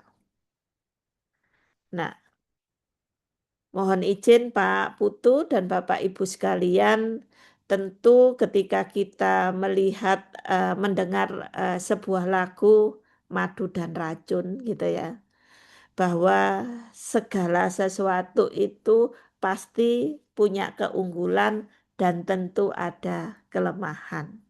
Karena tidak ada, sekali lagi, tidak ada sesuatu yang sempurna. Saya melihat banyak keunggulan dari buku ini. Yang pertama, sistematika teoritisnya itu sudah runtun. Jadi, di dalam buku ini, penyusunan alur dari filosofi dasar, kemudian teori sosiologis atau stakeholder dan legitimasi tadi, hingga pada tema teknis modern, itu sudah terstruktur dan terintegrasi. Jadi sekali lagi Pak Putu dan tim selamat gitu ya. Jadi buku ini sudah mencoba sistematika teoritisnya itu sudah urut. Gitu. Nanti tinggal menambah tadi turunan-turunan tadi. Kemudian keunggulan buku ini adalah kekayaan khazanah riset. Bagi Bapak Ibu yang concern kepada akuntansi keberlanjutan gitu ya, buku ini bisa menjadi salah satu referensi pada literatur kontemporer sebagai supaya nggak mikirnya dari nol gitu, wes ada contohnya gitu ya, di dalam bagaimana merumuskan hipotesis dan model riset. Kemudian keunggulan yang ketiga itu sudah menggabungkan antara ilmu dengan disiplin sains, ada hukum tata kelolanya, ada bagaimana pembangunan sosioekonomik sehingga ini mudah dipahami. Oke. Ini mungkin kalau diminta, Bu, kekurangannya apa, Bu? Apa sih yang harus kita revisi untuk menyempurnakan buku ini? Ada beberapa celah, Pak Putu dan tim, yang mungkin ini akan menjadi edisi revisi dari buku ini. Yang pertama itu ada celah metodologi praktisnya. Saya melihat bahwa pembahasan dari buku ini sangat dominan pada teori-teori baku tadi. Pokoknya Pak Putu itu kalau bicara tentang legitimasi teori itu mungkin wis ngelontok gitu ya bahasanya itu. Jadi lebih di dominan itu. Sehingga perlu ada panduan analisis data, Pak. Karena kan kita tidak hanya bagaimana sebuah riset itu bersandar pada sebuah teori, tetapi sebenarnya bagaimana kita mampu pula gitu ya memberikan penjabaran terkait dengan analisis konten kuantitatif maupun kualitatif yang menjadi terkadang gini, di dalam penulisan tesis disertasi yang paling sulit untuk kita itu adalah bagaimana contoh-contoh metodologisnya. Nah, ini mungkin perlu ditambahkan. Kemudian yang kedua, kurang contoh kasus lokal. Dan ini sebenarnya Pak Putu banyak banget yang bisa kita masukkan karena sustainability ataupun CSR ataupun ini sudah sangat banyak dan tentunya contoh-contoh itu bahasanya orang-orang itu begini Pak. Kita akan jauh lebih mudah untuk paham ketika dicontohkan. Bahasanya kita itu ATM, amati, tiru, modifikasi. Nah ini, oleh sebab itu maka contoh kasus yang ada di Indonesia perlu digali lagi. Yang ketiga nanti mungkin dijadikan bab tambahan itu terkait dengan isu-isu greenwashing. Mungkin orang banyak melaksanakan tanggung jawab sosial itu hanya untuk menggugurkan kewajiban. Dan banyak Bapak perusahaan melaksanakan CSR disclosure atau pengungkapan ESG ini sebagai salah satu bahan marketing mereka. Sehingga bisa jadi greenwashing ini banyak dilakukan oleh perusahaan. Supaya kelihatan cantik, supaya kelihatan bertanggung jawab, supaya dilirik investor atau customer, dia melakukan ini. Ini bisa jadi CSR disclosure-nya tinggi, tapi belum tentu mencerminkan CSR expenditure-nya itu tinggi. Nah ini perlu ditambahkan dan yang terakhir adalah dinamika standar terkini Bapak karena integrasi standar itu sudah mulai dijalankan gitu ya, termasuk GRI yang terbaru itu juga perlu dimasukkan sebagai salah satu bahasan di edisi revisi buku ini. Saya coba membuat sebuah metrik gitu ya, mulai bab 1, bab 2 yang membahas tentang paradigma dan stakeholder, ini keunggulannya ini, kelemahannya belum membedakan kontradiksi antara stakeholder etis versus stakeholder finansial. Kemudian untuk bahasan bab 3-4 yang membahas tentang legitimasi dan kinerja, ini keunggulannya, cakupan motivasi manajemennya sudah bagus, sudah menjaga citra publik, tetapi hal yang masih perlu ditambahkan adalah indikator kuantitatif di dalam pencemaran itu apa saja. Dan terakhir itu di chapter 7 dan 8 itu yang membahas tentang governance dan sirkulasi ekonomik.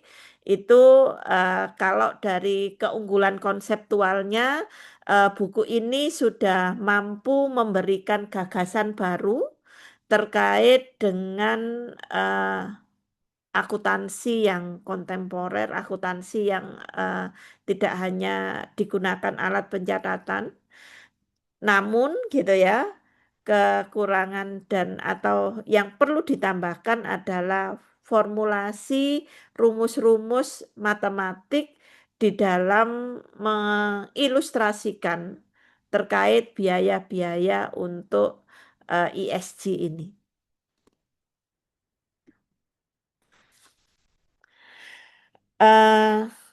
Ini saran, nggih Bapak, bisa dipakai, bisa ndak, namanya saran kok, gitu ya. Dipakai syukur, tidak ya tidak dosa, Pak. Oke. Kalau tadi ada 4 pilar, ada 3 pilar strategis untuk penyempurnaan buku ini. Yang pertama adalah memperbarui rujukan standar global terbaru karena sudah ada IFRS S1 dan S2. Ini merupakan regulasi terbaru memang. Dan ini belum banyak perusahaan yang menerapkan ini, tetapi untuk sebagai wacana pengembangan keilmuan ini perlu untuk diberikan gitu ya. Kemudian menambahkan kasus-kasus empiris lokal gitu ya. Mungkin ada satu bab khusus yang berbicara tentang case study. Gitu. Dan terakhir yaitu melengkapi dari panduan metodologisnya. Ini saja sih Pak, kalau yang lainnya itu sudah cukup bagus. Kalau ditambahkan 3 ini akan jauh lebih punya makna gitu. Nah, ini apa sih, apa itu namanya, buku ini itu seperti apa gitu ya. Saya melihat arah buku ini 100% itu ke riset akuntansi.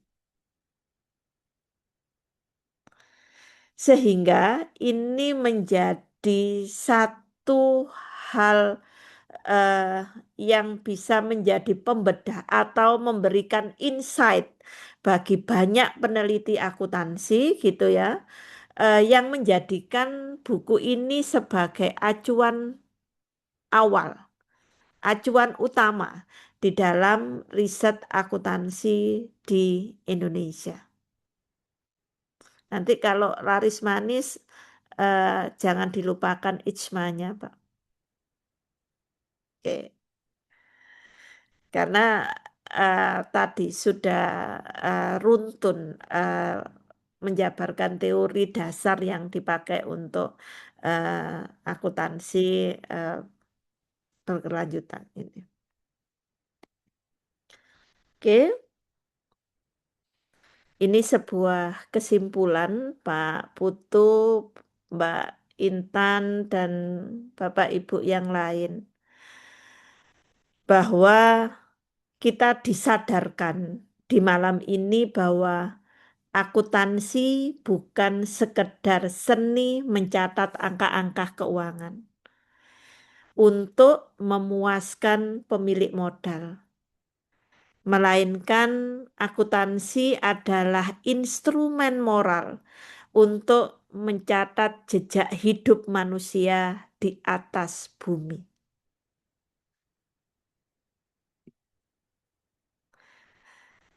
Tentu integrasi holistik ekosistem yang diediteri oleh Bu Wiwit Irawati gitu ya, yang dihasilkan oleh Pak Putu dan kawan-kawan ini menjadi sebuah jembatan atas adanya berbagai celah teoritis yang selama ini memisahkan antara sains, ekonomi, akuntansi murni dengan isu-isu pelestarian lingkungan. Mudah-mudahan saya yakin bahwa buku ini akan banyak diminati oleh peneliti, kemudian para dosen yang mengajarkan banyak hal tentang akuntansi lingkungan. Karena di buku ini kita berbicara banyak hal gitu ya, domain ekonomik, domain environment, domain culture gitu ya, dan domain politik. Mohon izin saya menutupnya dengan satu kalimat bahwa di setiap lembar neraca ada bisikan alam. Di setiap kalkulasi biaya ada masa depan anak cucu kita. Akuntansi keberlanjutan adalah janji kita untuk menjaga bumi, agar angka tak lagi bisu menatap kerusakan. Terima kasih. Ini yang bisa saya sampaikan. Mudah-mudahan memiliki makna dan memberikan sedikit untuk menyempurnakan buku ini. Saya kembalikan ke Ibu Nimade Intan. Terima kasih. Baik, terima kasih atas pemaparan ulasan dari Prof. Puji Handayani.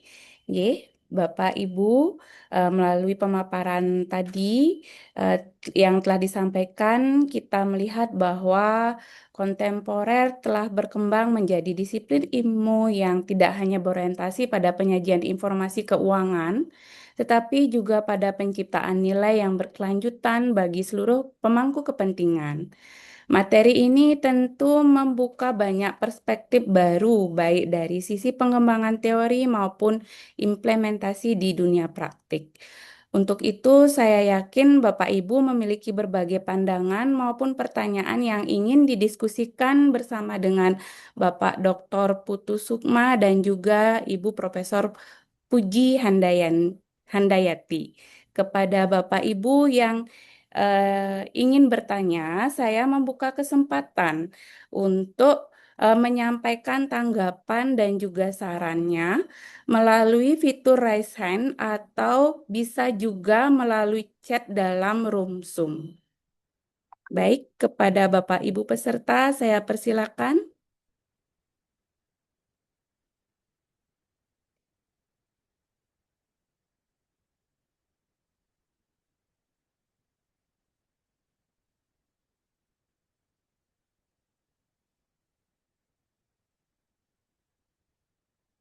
Silakan J, Bapak Ibu. Baik, mungkin pertanyaan pertama dari saya. Itu ada Bu Yayu Ari Iya, sudah raise hand.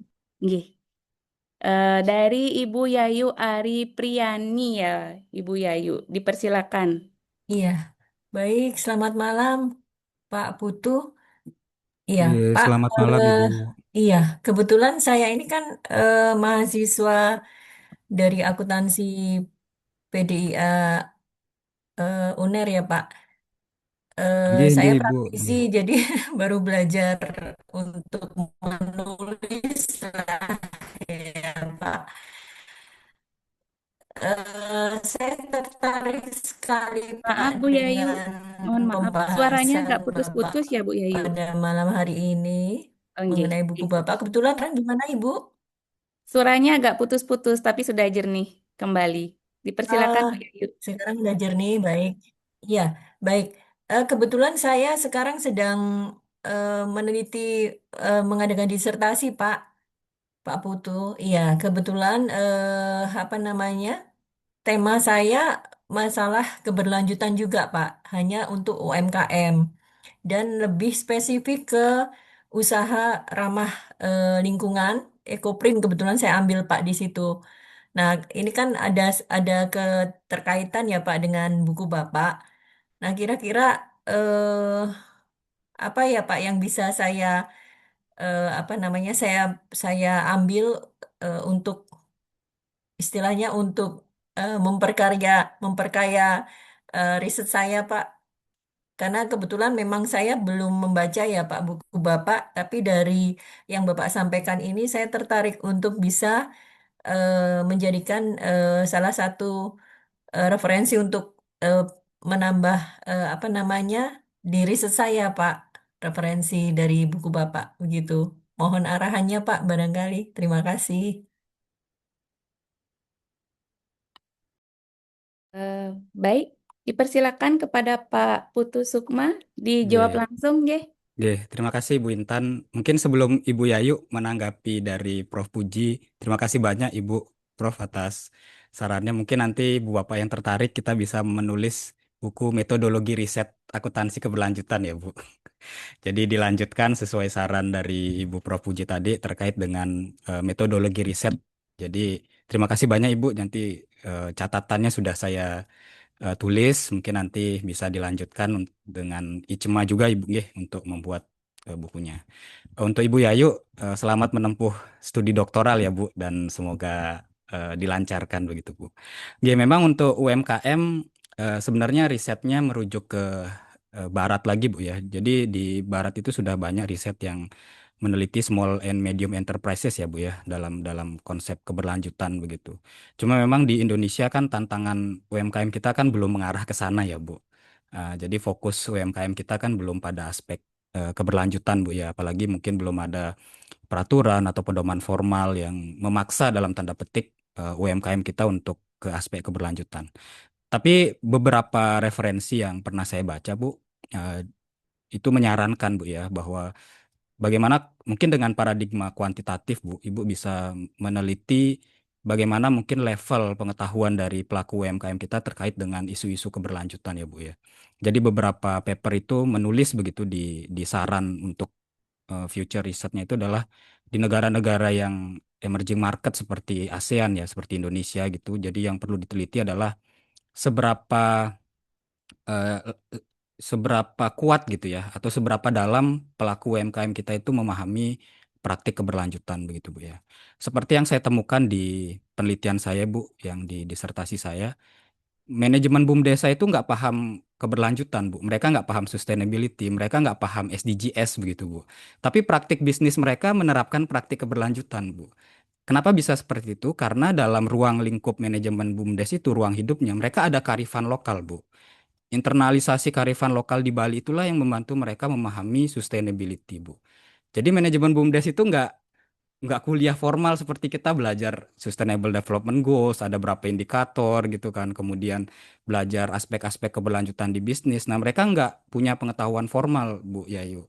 Tapi ketika mereka diberikan opportunity untuk jadi manajemen di sebuah organisasi lokal, mereka bisa menerapkan praktik keberlanjutan yang mungkin levelnya itu sebanding dengan perusahaan publik gitu Bu ya. Kalau perusahaan publik kan komisarisnya kita lihat semuanya punya level-level pengetahuan yang formalnya tinggi kan Bu ya. Nah manajemen BUMDes itu kan ya mohon maaf mungkin pengetahuan formalnya nggak sampai level magister atau doktor kan seberapa banyak mungkin Bu ya. Nah tapi mereka bisa menerapkan praktik keberlanjutan karena ada internalisasi nilai lokal Bu. Dalam konsep konsep ini kan Trihita Karana Bu ya di Bali itu yang punya value sejalan dengan sustainability. Nah mereka menggunakan Trihita Karana itu untuk menerapkan praktik keberlanjutan Bu. Nah, dari sana mungkin saran saya ke Ibu Yayu meneliti secara paradigma kuantitatif ya Bu ya. Sejauh mana sih pengetahuan UMKM kita terkait dengan isu keberlanjutan begitu Bu. Nah, itulah salah satu topik kalau mungkin Ibu pakai pendekatan kuantitatif ya Bu ya. Ya, jadi kita mungkin pakai desain survei gitu. untuk mencari tahu seberapa dalam sih UMKM kita mengetahui terkait dengan aspek keberlanjutan. Jadi istilahnya itu saya baca ada sustainability knowledge Bu, ya. Pemahaman sustainability-nya itu sejauh mana. Ada banyak paper yang mencoba meneliti implementasi keberlanjutan di UMKM, Bu. Kemudian catatan reviewernya adalah, apakah Anda yakin bahwa pelaku UMKM-nya sudah paham keberlanjutan gitu. Jadi dibantah oleh reviewernya. Nah, jadi mungkin riset ini penting untuk riset di masa depan ya, Bu, ya, untuk menunjukkan bahwa sejauh mana sih UMKM kita memahami atau sudah mengetahui terkait dengan sustainability dalam konteks Indonesia, Bu, ya, dengan kondisi ekonomi yang seperti Indonesia. Kemudian kalau riset terkait dengan desain kualitatif begitu Bu, ya, mungkin Ibu Yayu juga tertarik. Mungkin Ibu cari situs penelitian yang ekonomi sirkular ya Bu, ya. Nah, itu banyak sekali riset-riset ekonomi sirkular UMKM kita yang menggunakan ekonomi sirkular. Kemudian dia bisa menghitung mungkin environmental cost-nya atau bagaimana model untuk apa namanya, biaya degradasi lingkungan Bu, ya, sambil mengembalikan lingkungan itu ke eh, kondisi awalnya Bu. Nah, itu bisa dengan menggunakan desain kualitatif Bu, ya. Jadi sudah ada paper yang meneliti bagaimana cara menghitung kerusakan lingkungan gitu Bu, sambil kemudian dia mengembalikan lingkungan itu. Jadi apakah itu menjadi cost atau menjadi investment, ya. Seperti yang Ibu Prof Puji sampaikan kan, CSR itu sekarang sudah menjadi investasi ya Bu, ya. Tidak seperti dulu yang hanya sekedar dilakukan. Nah, itu sudah ada risetnya. Mungkin jika Ibu Yayu tertarik, ada UMKM Bu yang berjalan di ekonomi sirkular begitu Bu. Nah, mungkin bisa diteliti terkait dengan environmental cost, environmental management accounting-nya Bu. EMA itu. Jadi masih menjadi topik yang menarik untuk diteliti dalam konteks UMKM kita. Oke, mungkin demikian Ibu Yayu terkait risetnya. Nanti kalau ada apa-apa saya siap membantu Ibu Yayu gitu. Baik, Eh, Pak Putu. Penjelasannya sangat clear sekali dan sangat membantu saya ini, Pak. Nggih, koknya pas saya ini ikut webinar ini, Masya Allah. Nggih, Terima nggih, kasih, nggih. Bapak. Nggih. Nggih, sama-sama Ibu. Semoga lancar Bu kuliah doktoralnya Bu. Terima kasih. Mungkin ada tambahan dari Prof. Puji, Prof. Ya, terima kasih. Bu Yayu saat ini sedang berjuang untuk menapaki hampir keseluruhan mahasiswa doktoral akan mengalami fase-fase ini gitu ya. Eh, Sekarang bahasan tentang CSR, bahasan tentang sustainability pada small medium enterprise itu banyak Ibu dibahas gitu ya. Walaupun mungkin takarannya berbeda-beda gitu ya. Bagi para pengrajin batik gitu ya, mereka green accounting atau green entrepreneur-nya di mana sih? Mereka sudah menggunakan bahan-bahan pewarna alam. Itu bisa masuk dalam kategori ini, gitu ya. Artinya sudah mengurangi penggunaan bahan pewarna alam buatan yang itu punya daya kimia tinggi, kemudian diganti dengan dia menggunakan warna-warna alam dari pandan, kemudian dari pisang, dari daun jati, macam-macam. Itu sudah salah satu bentuk dari implementasi CSR mereka gitu ya, tanggung jawab sosial mereka dengan dia tidak memperparah kerusakan lingkungan. Ada lagi Ibu ini mungkin tidak pernah kita pikirkan bahwa seseorang melaksanakan CSR itu harus memberi gitu ya kepada masyarakat di sekitarnya. Ada satu kasus yang diteliti dari sebuah tesis yang kemudian dilanjutkan ke dalam sebuah disertasi. Dia melihat sebuah pengusaha transportasi Ibu. Dia punya truk yang ketika dia mau menjalankan truknya itu, si sopir ini, si bapak ini selalu membersihkan truknya, gitu ya. Kemudian begitupun ketika sudah berjalan gitu ya, dia tidak mau eh, memberikan atau menerima job muatannya itu di luar dari tonase yang ada di mobil itu. Kan kita sering ya Bu melihat truk itu muatannya sampai mau guling gitu ya, posisinya sudah miring gitu ya. Nah, itu dia nggak mau gitu ya. Terus habis itu dia juga ketika dia setelah ngirim gitu ya, sesuai setelah kerja, sore dia apa itu namanya cuci lagi truknya itu. Ketika kita tanya, Pak, kenapa sih Bapak melakukan itu? Iya, saya tidak ingin gitu ya. Ketika saya berjalan, debu atau kerikil dari muatan saya itu mengenai pengguna jalan di belakang truk. Gitu. Itu yang dia simple aja Bu jawabnya. Terus kemudian, kenapa kok Bapak nggak mau muatannya dilebihin? Kan bukannya dia nambahin tip. Oh enggak, karena kalau saya berjalan melebihi tonase saya, itu akan merusak jalan. Aspal, jalan itu loh. Nah, dari situ Ibu, walaupun dia itu tidak menyebutkan saya ber-CSR, gitu ya. Saya tidak bertanggung jawab sosial, saya tidak memberikan sesuatu, tapi sebenarnya apa yang dilakukan oleh pemilik truk tadi itu sebagai tanggung jawab sosialnya terhadap masyarakat. Nah, ini contoh-contoh kasus kecil gitu ya, Ibu, bahwa ketika seseorang pengusaha kecil UMKM tidak selalu bahwa dia kemudian memberikan charity, kemudian oh tidak. Dari apa yang dia lakukan tadi itu sebenarnya saya terkejut. Oh iya ya, apa dia yang tadi menurut dia tadi tidak bermakna itu ternyata dalam kehidupan itu sangat luar biasa. Kita sangat sering melihat nggih Bu nggih, ketika kita pengguna motor ada di belakang truk yang kemudian debunya kerikilnya jauh itu kalau kemudian kena mata itu kan bisa jatuh Bu. Dan itu dilakukan Bu di Singapura gitu ya. Kenapa sih walaupun dia ngemot itu kok nggak kayak di Indonesia itu pating telecek gitu apa itu muatannya gitu. Karena tadi bahwa itu sebagai salah satu tanggung jawab sosial. Ini contoh-contoh sederhana ya Bu. Artinya bahwa tentunya implementasi dari penerapan CSR maupun sustainability maupun best practice dari ESG ini di UMKM kita tentu berbeda-beda. Dan itu sebenarnya bisa kita amati, kita lihat dan itu menjadi sesuatu yang menarik untuk kita bahas. Itu tambahan yang lain-lain kalau teori dan lain sebagainya memakai itu bukunya sudah bisa diambil. Pembimbingnya siapa promotornya Bu?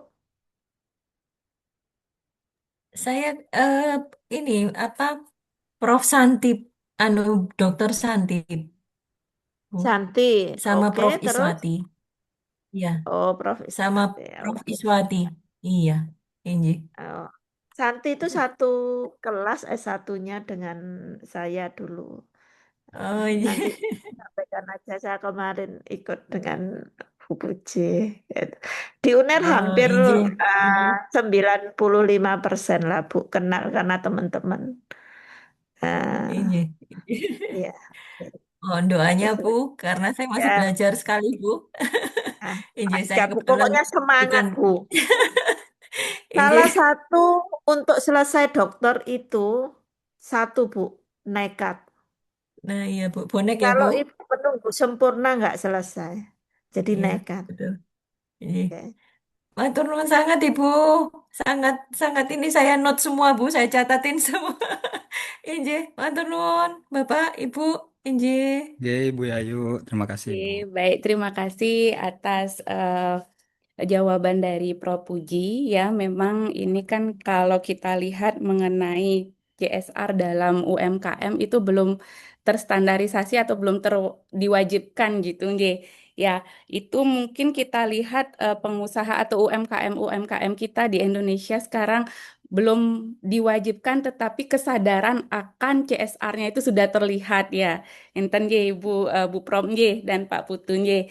Ya, di Bali juga kita sudah melihat, mungkin Bapak Ibu juga sudah mengenal ya mengenai konsep Trihita Karana yang terinternalisasi dalam setiap kegiatan yang ada di Bali. Itu merupakan suatu konsep yang memang hampir mirip dengan triple bottom line ya, yang mana itu merupakan satu konsep yang memperlihatkan bagaimana keberlanjutan dari adat istiadat di Bali ini tetap terjaga, Kenten. Nggih.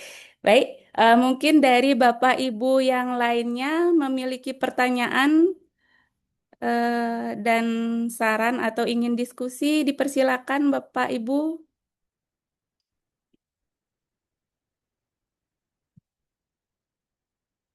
Ada ya Bapak Ibu?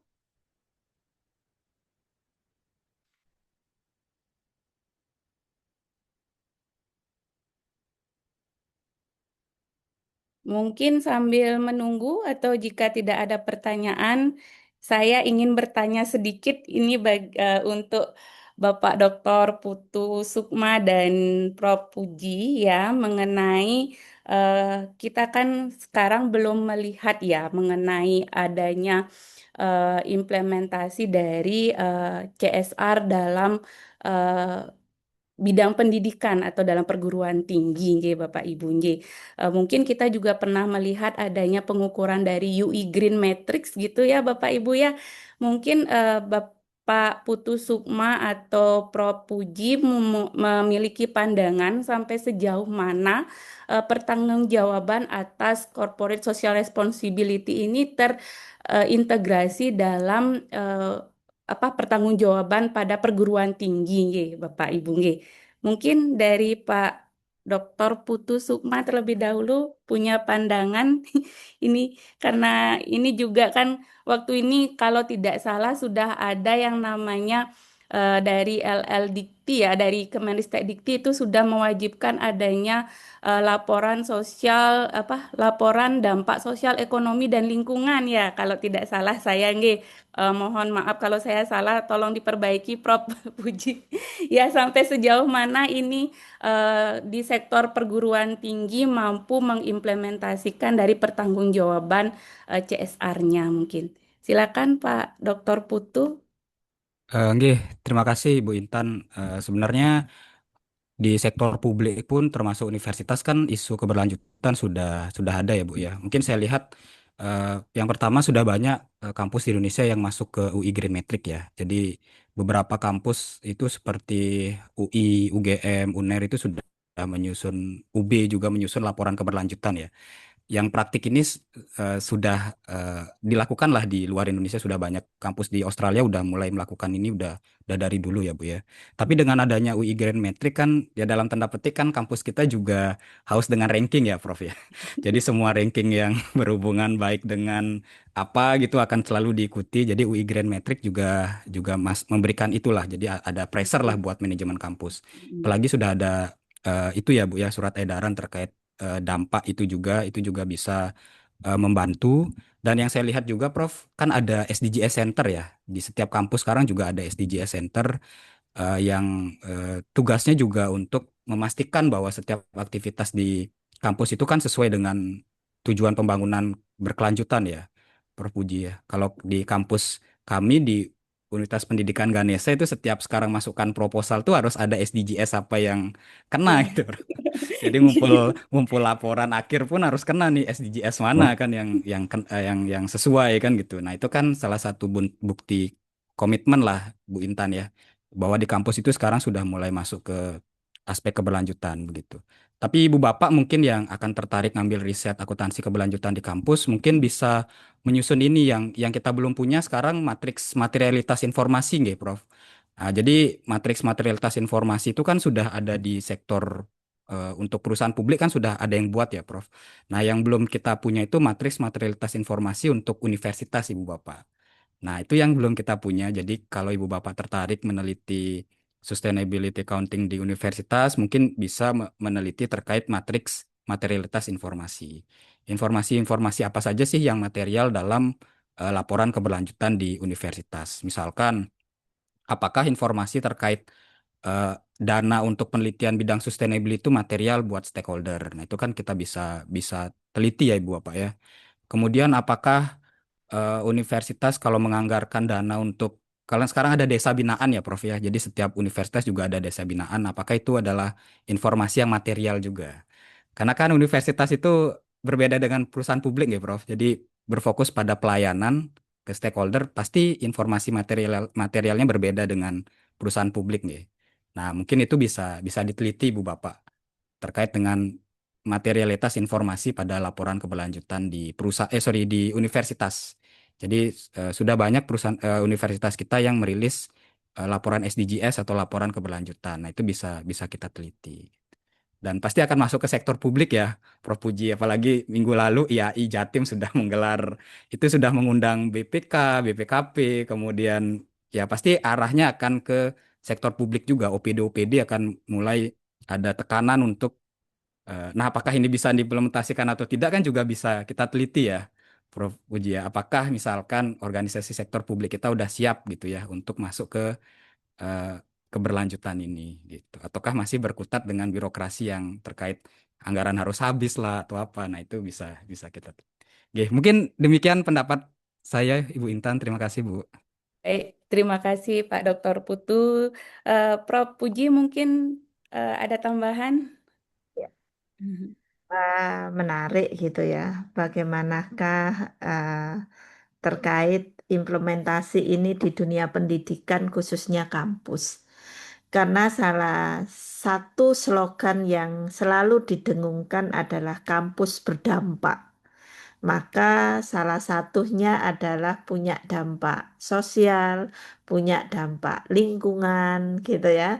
Dan sekarang kampus pun juga dituntut untuk meningkatkan income generating.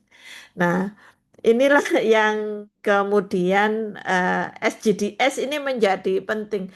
Hampir di semua tor yang kita buat itu ditanya, Bu, ini masuk SGDS yang poin berapa? Dari 1 sampai 17 itu harus disebutkan ini nanti berdampak ke SGDS yang mana.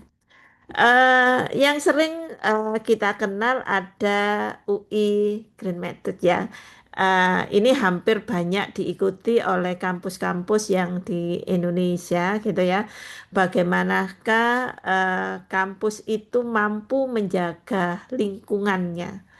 Saat ini yang namanya Car Free Day itu hampir secara serempak kampus-kampus melaksanakan Car Free Day dalam 1 pekan gitu ya. Yang terakhir kemarin di UB itu tiap Jumat itu Car Free Day. Jalan ditutup, jalan kaki, Pak Rektor dan timnya jalan-jalan gitu ya. Eh, Kalau di kampus saya di Universitas Negeri Malang itu sudah hampir berjalan lebih dari 8 tahun karena setiap Jumat itu memang Car Free Day. Dan itu juga menjadi sebuah komitmen pimpinan. Salah satu di kami itu adalah kampus yang sehat dan mencerdaskan. Nah, itu sehat itu bermakna banyak. Kami itu kalau rapat itu menunya itu polo pendem, Bu. Jadi back to nature gitu ya. Menunya itu polo pendem. Jadi yang namanya jagung rebus, kacang rebus, kemudian yang semuanya rebusan itu yang juga menjadi komoditi viral di UMKM itu kukusan gitu ya. Nah, ya seperti itu yang kita makan ketika meeting dan lain sebagainya. Nah, inilah menjadi salah satu eh, apa ya, bahwa SGDS, ESG ataupun CSR itu sudah masuk di semua lini. Masuk di semua lini. Walaupun tentu penerapannya adalah dilakukan secara gradual. Jangan Ibu kemudian bandingkan CSR-nya perusahaan mining pertambangan dengan apa CSR disclosure-nya UMKM, ya jelas gak ada bandingannya gitu kan. Begitupun sekarang di dunia pendidikan maupun di sektor publik gitu ya.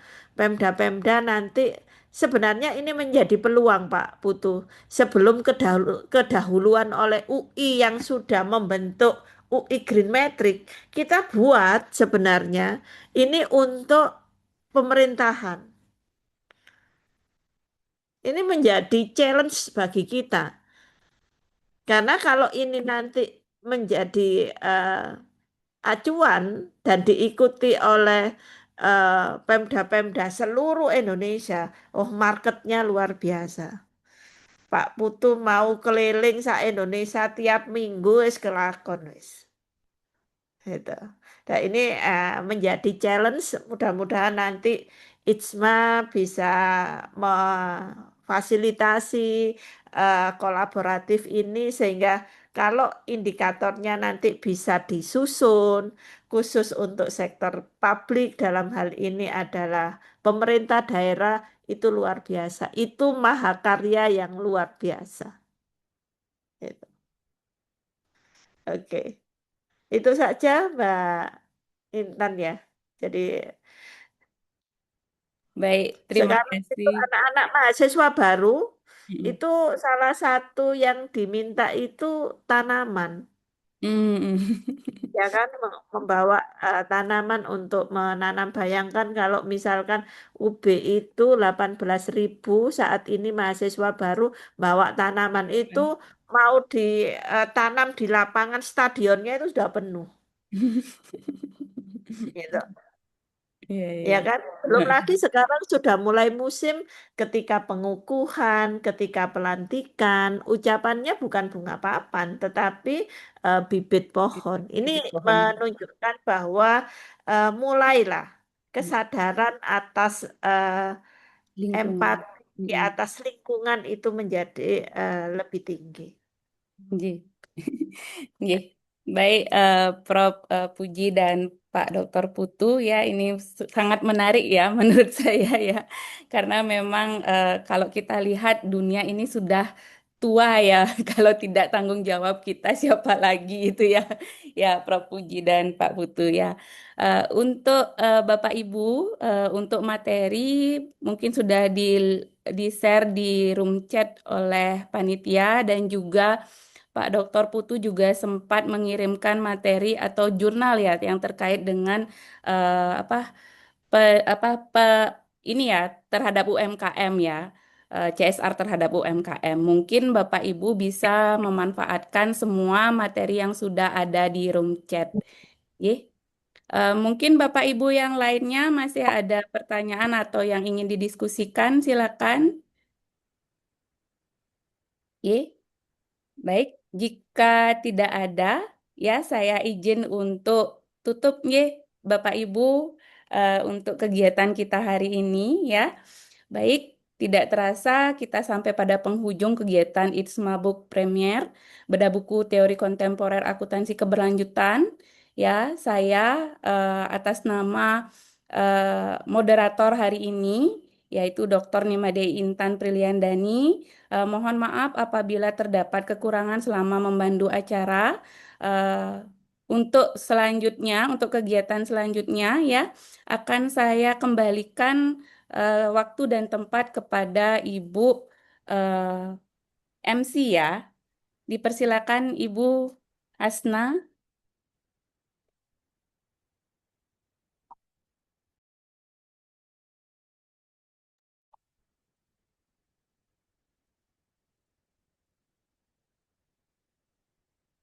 Maaf, saya salah menyebut ya. Dipersilakan Ibu Eha Hasni ya.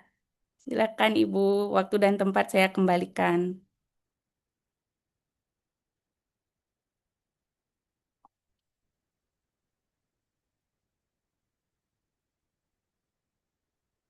Iya, sepertinya Bu Eha sudah ini Bu, tadi sedang perjalanan. Nggih, Nah, tadi apa diminta ke tutup saya aja. untuk membantu Iya. menutup acara ini karena tadi beliau sedang berhalangan gitu. Ya, saya ucapkan terima kasih kepada Ibu Prof.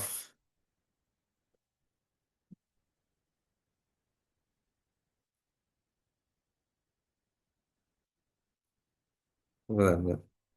Ini sinyal saya sepertinya agak terganggu ini.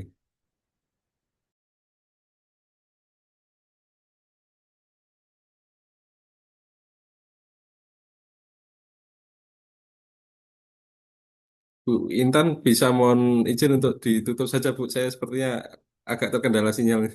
Nggih, baik. Terima kasih Pak Sandy. Baik, terima kasih kepada Bapak Ibu yang hari ini sudah berkesempatan hadir dalam acara ITSMA Book Premier Bedah Buku Teori Kontemporer Akuntansi Keberlanjutan. Saya atas nama panitia mengucapkan terima kasih yang sebesar-besarnya kepada Prof. Dr. Puji Handayati selaku pembedah buku dan Bapak Dr. Putu Sukma Kurniawan beserta tim penulis, pengurus ITSMA, seluruh peserta yang telah mengikuti kegiatan ini dengan antusias. Semoga diskusi ilmiah malam ini memberikan wawasan baru dan menjadi inspirasi bagi pengembangan riset maupun praktik akuntansi keberlanjutan di Indonesia. Saya mewakili dari panitia, mohon maaf apabila terdapat kekurangan selama acara ini berlangsung. Akhir kata saya ucapkan Assalamualaikum warahmatullahi wabarakatuh. Om Santi Santi Santi, salam sejahtera, selamat malam, salam nama budaya, salam kebajikan bagi kita semua. Terima kasih Bapak Ibu. Terima kasih Ibu Intan, semoga sehat Turun selalu. Terima kasih semuanya. Ibu Prof Puji, sehat selalu Ibu Ya, Bapak Panitia, Terima terima terima kasih kasih. kasih semuanya. Ibu Bapak semua, salam Puji. Prof. sehat. Puji, Ya, Terima kasih. Dr. Puji. Ya, izin live, hatur nuhun. Terima Semangat kasih. Ibu Yayu, kuliahnya Bu. Ya, ya Pak. Terima kasih, hatur nuhun. Bersatu kita dalam visi, menjunjung tinggi integritas diri, cendekia muda harapan negeri, bergerak maju penuh dedikasi. Pengajaran jadi ladang bakti, riset dan karya penuh arti, pengabdian untuk Ibu Pertiwi, dengan hati tulus dan murni, ikatan cendekiawan muda akuntansi, bersatu bersinergi berkolaborasi, profesional kompeten penuh visi, majulah dosen